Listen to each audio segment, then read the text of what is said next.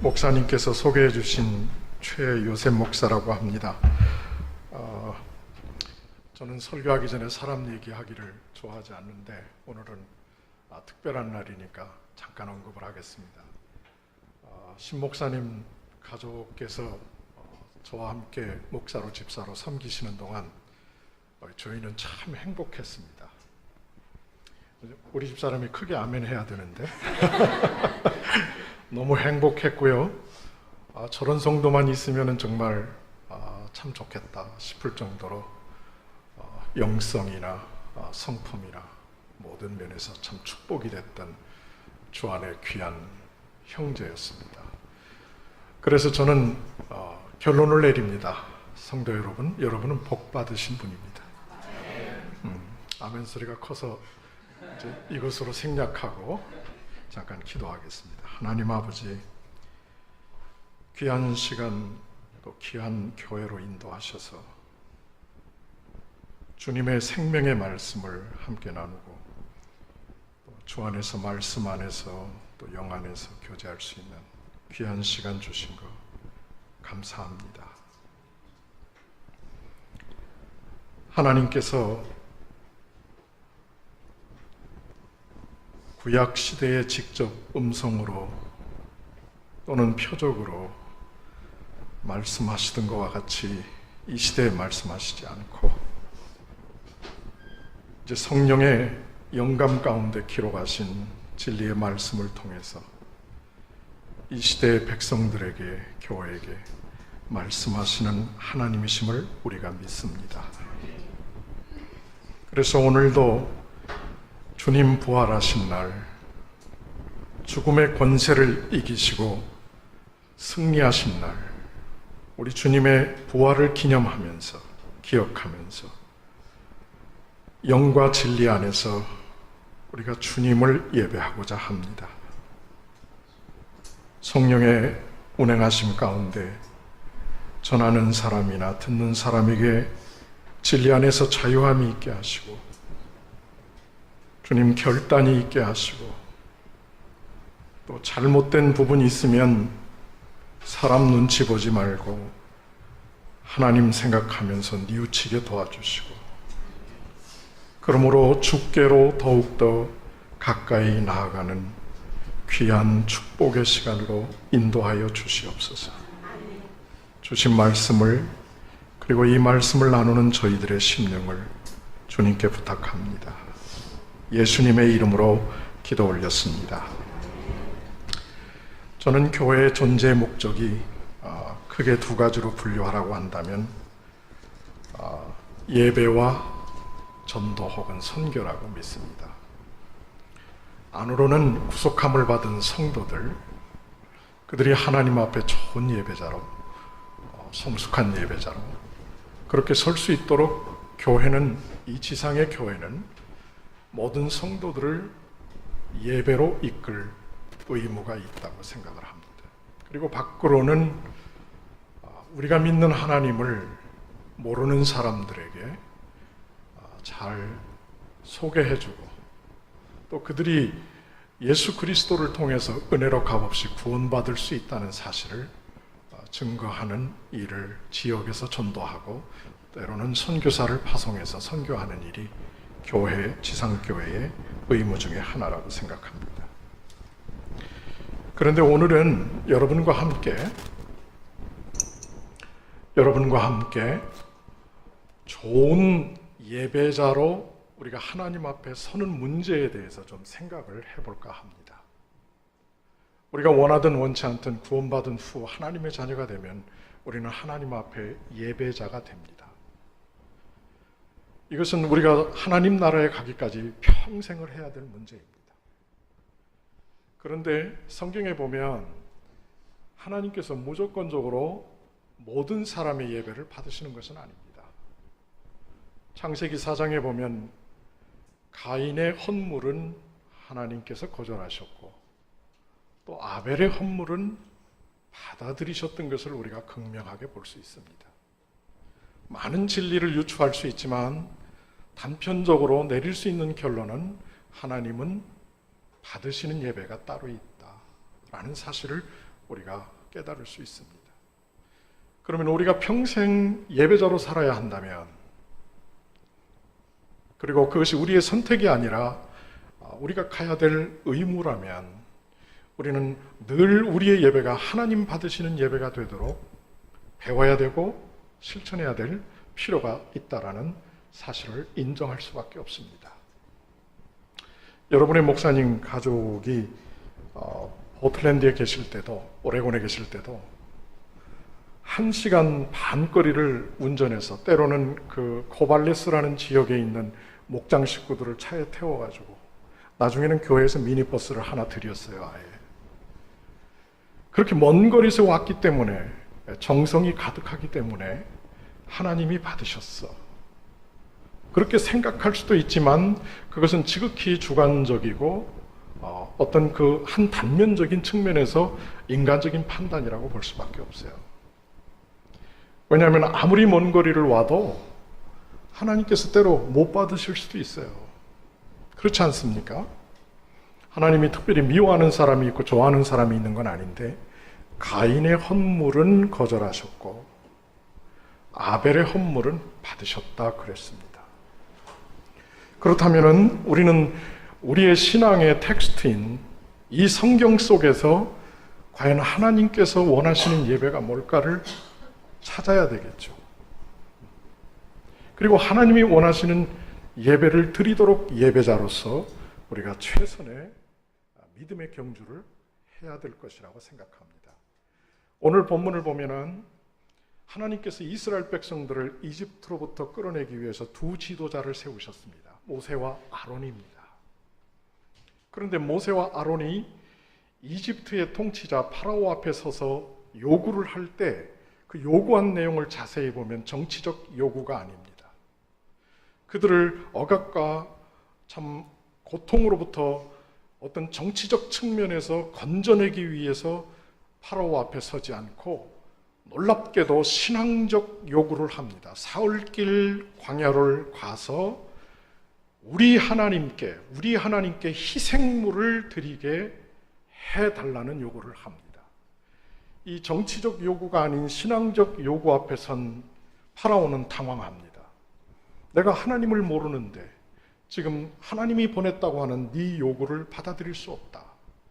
그리고 내가 가만히 보니까 네 속내는 네 백성들의 수고를 덜어서 편안하게 해주려는 잔꾀에 불과하다. 그랬을 때 모세는 다시 아론과 함께 정치적 요구가 아니라 신앙적 요구를 합니다. 여러분, 우리가 구약 성경에서 이스라엘 백성들의 그 발자취를 주목해야 되는 까닭은, 하나님께서 인류를 위한 메시아를 보낼 때 이스라엘의 혈통을 통해서 이 땅에 보내셨다는 사실입니다. 그들이 이집트의 억압에서부터 나올 때 강조점을 띄었던 것은 신앙적 요구였습니다. 다시 말해서 우리가 하나님을 예배하는 백성이 되게 해달라. 그래서 저는 이렇게 생각합니다. 구원받은 직후에 가장 먼저 배워야 될 게 있다면 예배부터 배워야 한다. 이 예배를 배우지 않으면 소위 예배 두 개념, 월십과 서비스의 개념에서 서비스 쪽으로 너무 치우쳐버리면 사람 만나러 오는 교회가 되는 거죠. 그렇지 않습니까? 여러분, 우리가 독립침례교회를 알기 전에 일반 교회에 있을 때 얼마나 지긋지긋하게 사람 많이 만났습니까? 사람들 만나면 뭐 합니까? 도토리 기재기 하잖아요. 내가 더 잘났고, 내가 더 많이 가졌고, 더 많이 배웠고.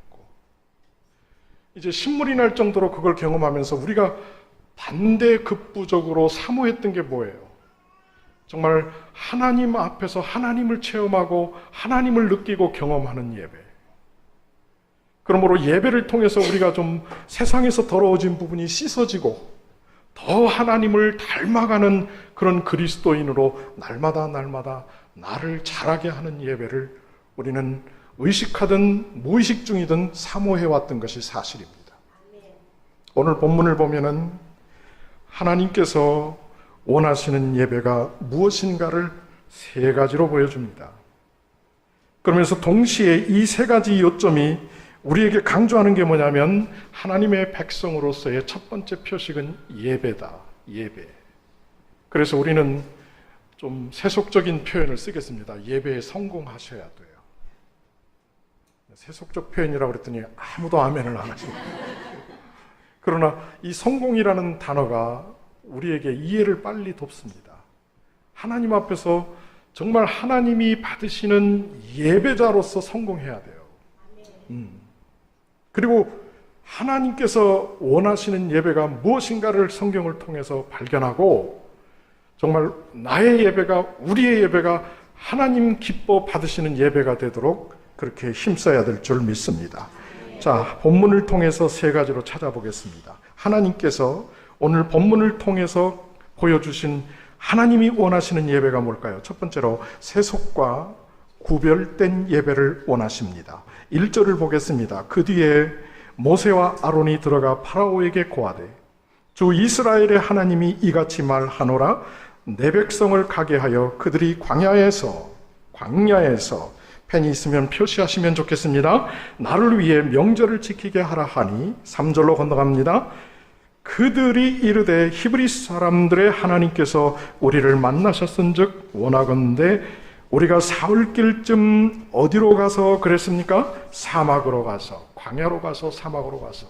여러분, 이 말씀 앞에서 우리는 하나님이 지금 장소를 구별하고 계신다라는 것을 깨달아야 됩니다. 왜 이집트는 안 될까요? 왜 파라오의 통치 영역에서는 하나님을 예배할 수 없는 걸까요?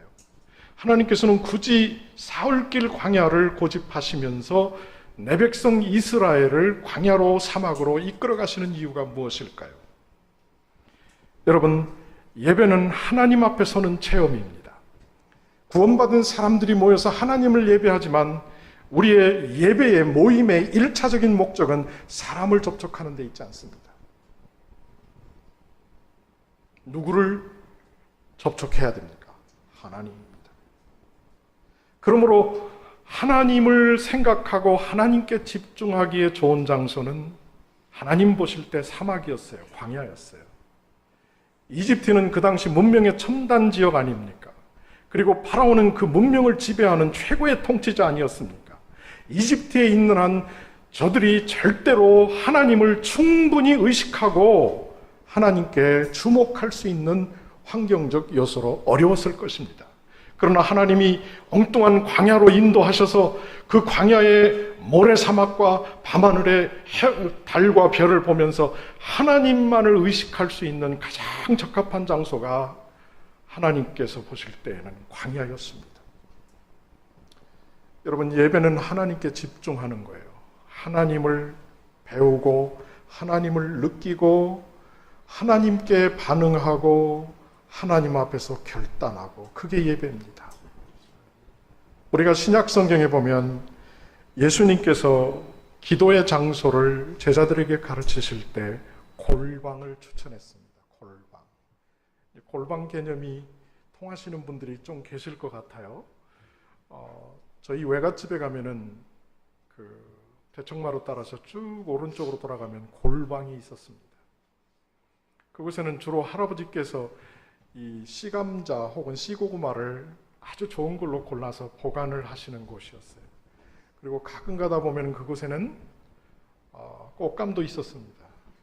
그래서 저는 외갓집에 도착하면 눈치를 딱 보고 아무도 인기척이 없을 때 조용히 그곳으로 가서 꽃감을 훔쳐 먹었던 기억이 있습니다. 할아버지한테 들키면 막 혼나죠. 근데 할머니는 그거 애가 오랜만에 와서 그걸 먹는데 그걸 왜 혼내키냐고. 그때마다 제가 느꼈던 것은 외갓집에 보물이 있는 곳은 골방이었습니다. 그런데 예수님께서 골방을 기도에 적합한 장소로 강조하실 때 골방의 개념은 뭘까요? 오늘 본문에서 하나님께서 이스라엘 백성들에게 예배의 장소로 사흘길 광야, 사막을 강조하셨을 때 그 사막과 골방의 공통점이 뭘까요? 하나님께 집중할 수 있는 곳, 하나님만을 생각할 수 있는 곳, 하나님만을 높이고 하나님만을 배우고 하나님만을 느끼고 우리가 하나님으로 인해서 기뻐할 수 있는 그런 공통적 개념이 있지 않습니까? 그렇다면은 우리는 그동안의 예배를 통해서 하나님을 충분히 느끼셨습니까?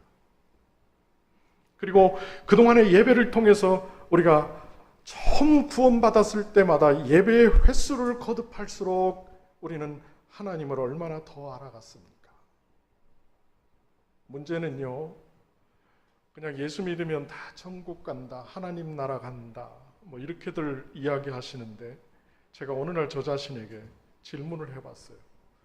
나는 기대가 있는데 과연 예수님은, 하나님은 나를 알아보실까?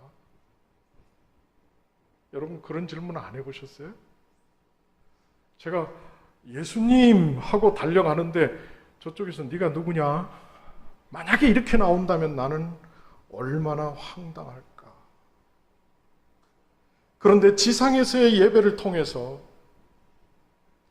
우리가 그분이 주신 성경 말씀을 통하여 하나님을 성경이 가르친 대로 충분히 인지하고 느끼고 체험하며 생활 속에서 그분을 알아가며 그분과 함께 동행하는 삶을 살게 될 때, 그때는 상황이 달라지지 않겠습니까? 나를 두 팔 벌려 기다리시며 환대하시는 그 하나님 예수님과 아주 자연스럽게 그곳에서 상봉할 수 있지 않을까요?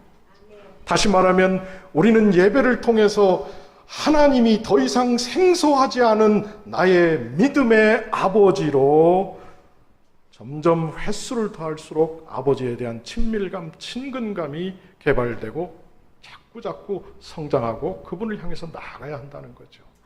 그러려면 집중하는 수밖에 없죠. 예를 들어서 여러분 다 이제 성인이시니까 결혼을 하기 위해서 배우자와 함께 결혼하기 전에 데이트를 해보신 경험이 있잖아요. 그런데 만약에 배우자가 데이트를 하면서 나한테 집중하지 않고 다른 남자나 다른 여자에게 자꾸 눈을 힐끔힐끔 돌린다면 뭐 그렇게 심각하게 쳐다보세요? 어떻게 하시겠어요? 빨리 깨달아야 되는 거예요. 이 남자는 이 여자는 아니구나. 그런데도 뭔가에 콩깍지가 씌여가지고 결혼을 했더니 역시나잖아요. 그렇죠? 별로 반응들을 안 하시는 거 보니까 아직까지는 무탈하신 것 같습니다. 여러분, 하나님께서 우리를 얼마나 그리워하시는 줄 아세요? 독생자 예수 그리스도를 아끼지 않으실 정도로 우리를 사랑해 주셨습니다. 그 사랑을 생각해 보면 어떻게 우리가 예배 시간에 하나님이 아닌 다른 것에 한눈을 팔 수 있을까요? 그러므로 저는 예배 시간 전에 꼭 기도합니다. 말씀을 준비하면서도 기도합니다.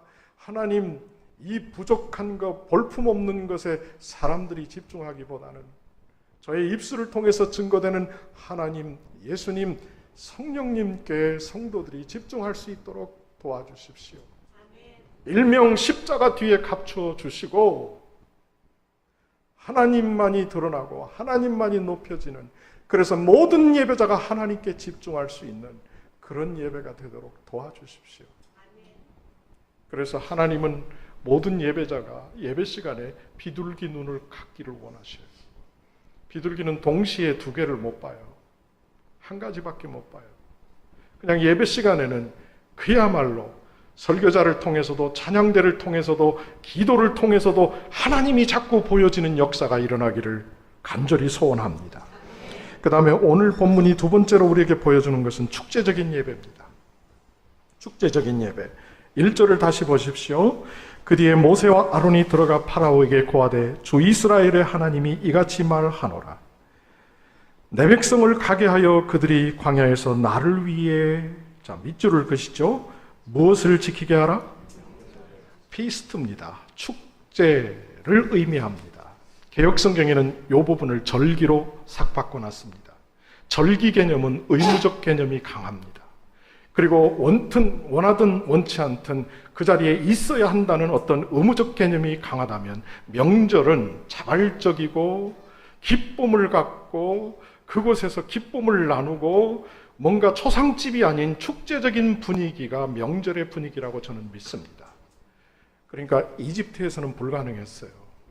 파라오가 하나님 아닌 하나님으로 딱 자리 잡고 통치하는 그곳에서 어떻게 이스라엘 백성들이, 모세와 아론이 이스라엘 백성과 더불어서 하나님을 예배할 수 있었겠습니까? 우리보다 더 깊은 것을 아시는 하나님께서 그들이 자유롭게 하나님으로부터 오는 기쁨 가운데 하나님을 향하여 희생물을 드릴 수 있도록 하나님이 선택한 장소가 광야입니다. 우리에게는 하나님을 기뻐해야 될 이유가 많습니다. 우선 죄와 허물로부터 구원해 주신 구원의 기쁨이 있습니다.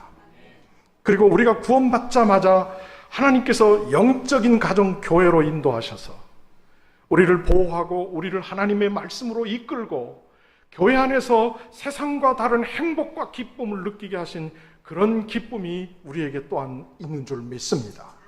어디 그뿐입니까? 하나님께서 때를 맞춰서 하나님의 기준에 따라 응답하심으로 기도 응답의 기쁨을 체험하게 하시지 않습니까? 그렇다고 보면 우리가 기뻐하지 않을 이유는 아무것도 없는 거예요. 그렇잖아요? 그러니까 찬양에도 기쁨이 묻어나야죠. 기도에도 기쁨이 묻어나야죠. 그리고 우리의 사귐과 우리의 교제 속에도 기쁨이 넘쳐나야 될 줄 믿습니다. 하나님은 그런 예배를 원하세요. 내 자식들이 모여서 참 기쁨 가운데 지내는구나, 그러므로 나도 기쁘다 하는 것을 하나님은 원하셔요. 간절히 원하셔요. 제가 CCM을 불러다가 기뻐하자는 얘기는 절대 아닙니다. 그런 기쁨 말고요, 세상을 흉내내고 세상을 본받는 그런 기쁨이 아니라 우리 안에 기쁨의 이유, 하나님께서 주신 기쁨의 이유를 따라 기뻐하는 예배, 그 예배가 우리의 예배가 되기를 하나님은 원하신다.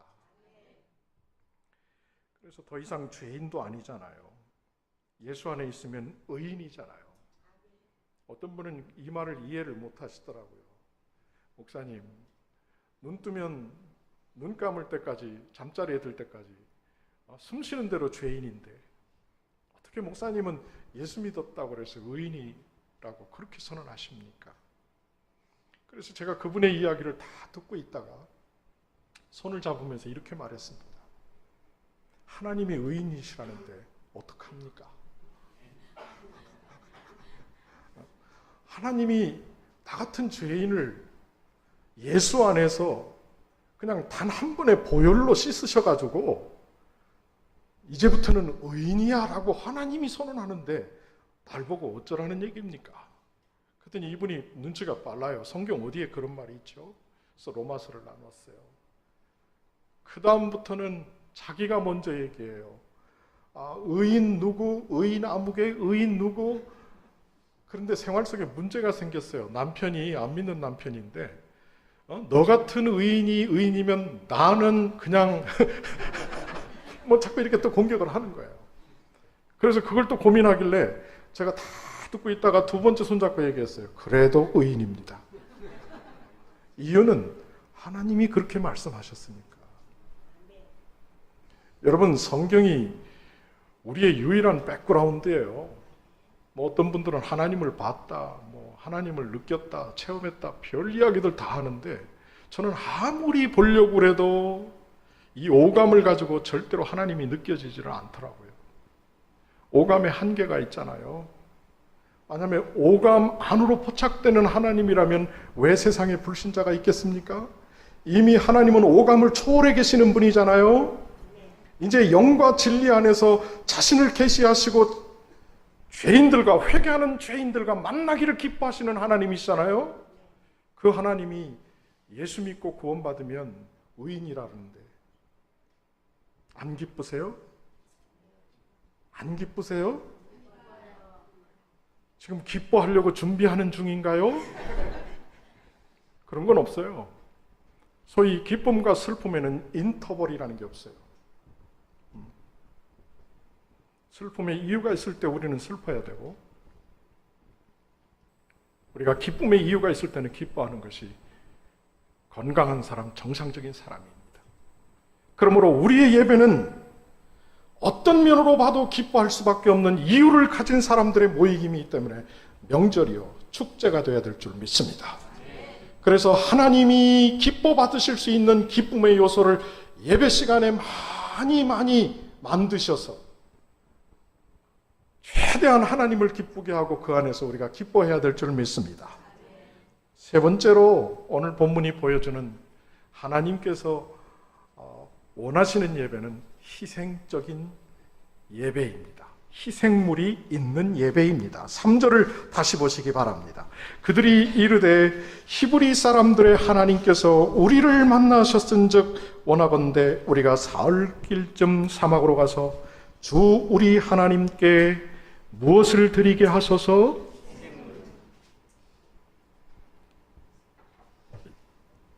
자, 여러분, 희생물이라는 단어 앞에서 이 구약 성경의 희생물은 하나님과의 관계를 바르게 하는 제물이었습니다. 예수님이 오시기 전이니까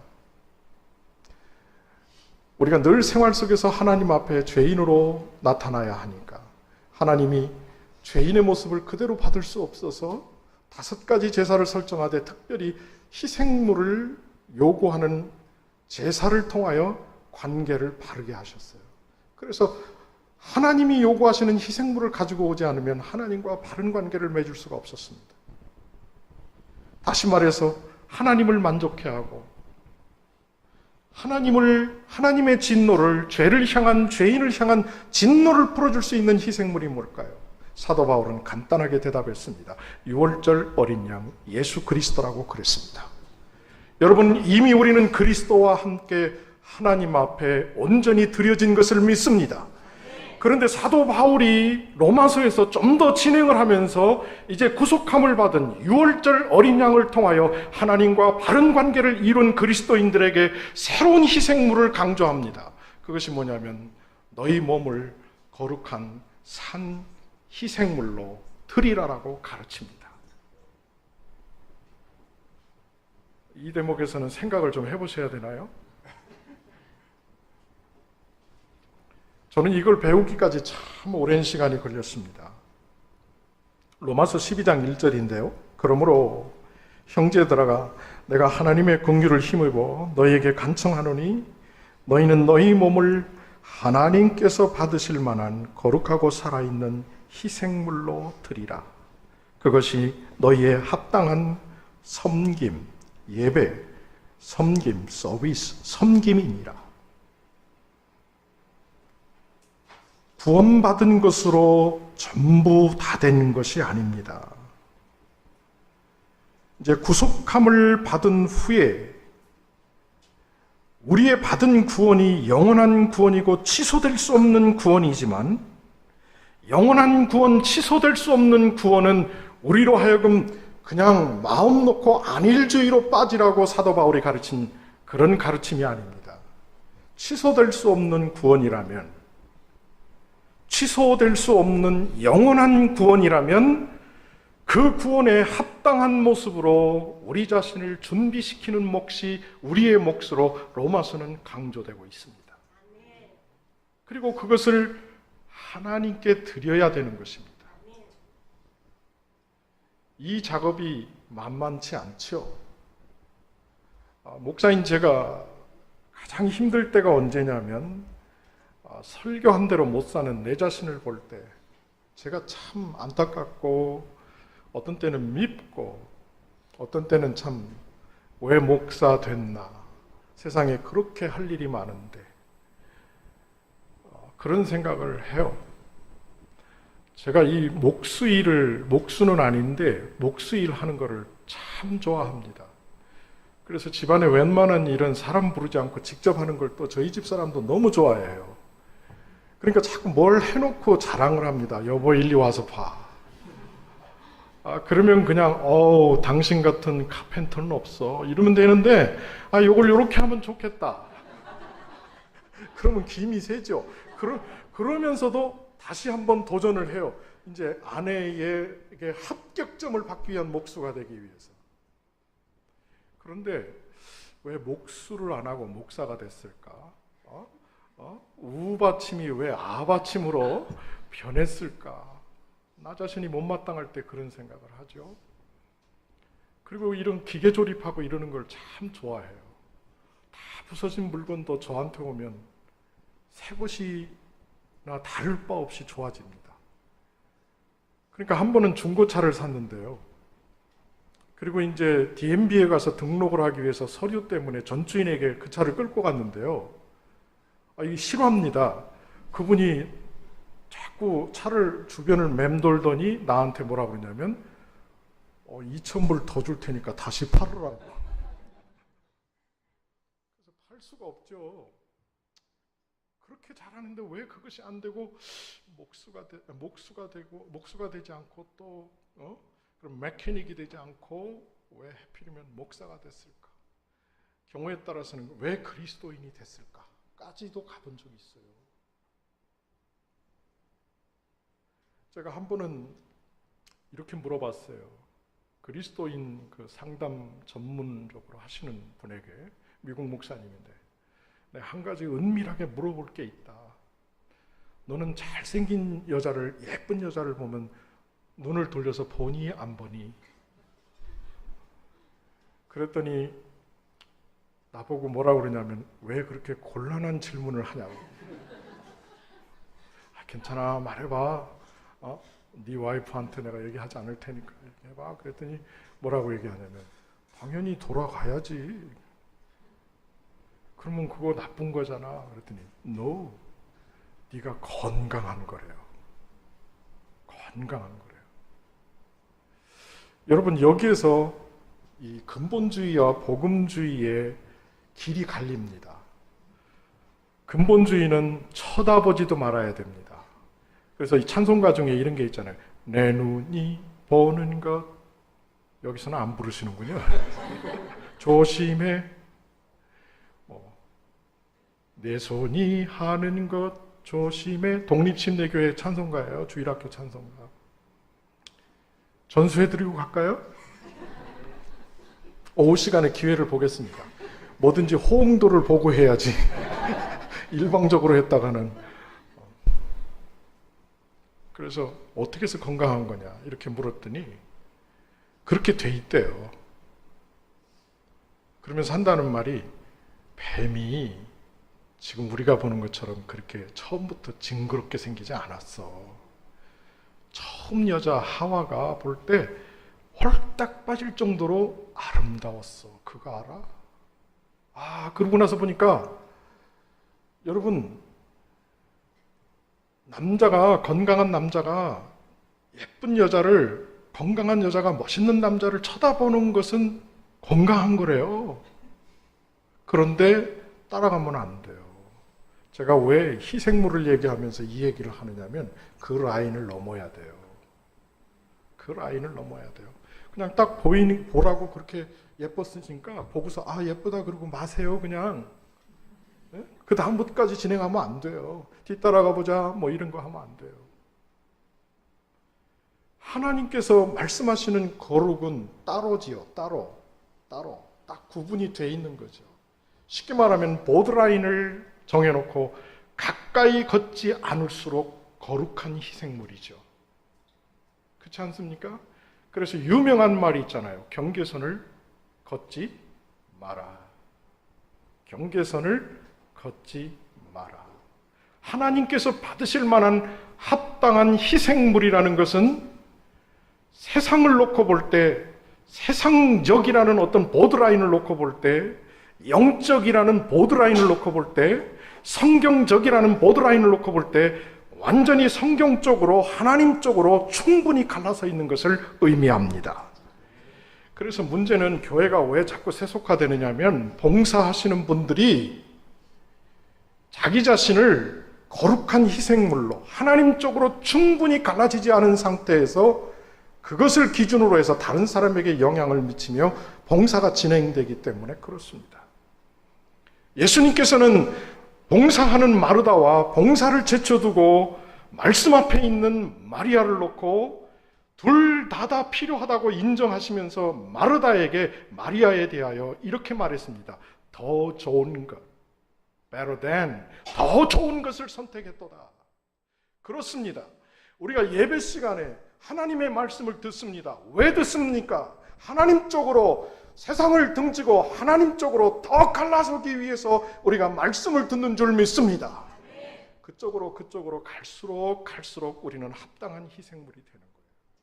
그런 영혼과 육체, 혼과 육체를 가지고 우리가 목사도 하며 집사도 하며 찬양대도 하며 주방에서 섬기기도 하며 할 때에, 주일학교로 교사도 하며 할 때에 우리가 우리 자신을 그 일을 드릴 때에 합당한 희생물로 우리가 하나님 앞에 나타나게 되는 줄 믿습니다.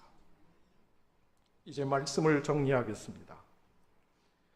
모세와 아론을 통해 하나님께서 이스라엘에게 예배를 가르친 시점이 언제냐? 이것을 우리가 놓쳐서는 안 됩니다. 이라크라네요. 이집트로부터 나오기 전에 파라오 앞에서 하나님은 모세와 아론을 통해서 이스라엘 백성에게 예배를 가르치고 계시지 않습니까? 이것은 무엇을 의미합니까? 창조의 목적이, 구속의 목적이, 첫 번째 목적이, 본질적인 목적이 예배라는 것을 우리에게 암시적으로 가르쳐주는 것 아니겠습니까?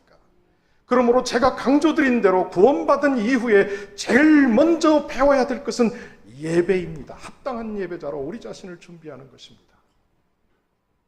기도하겠습니다.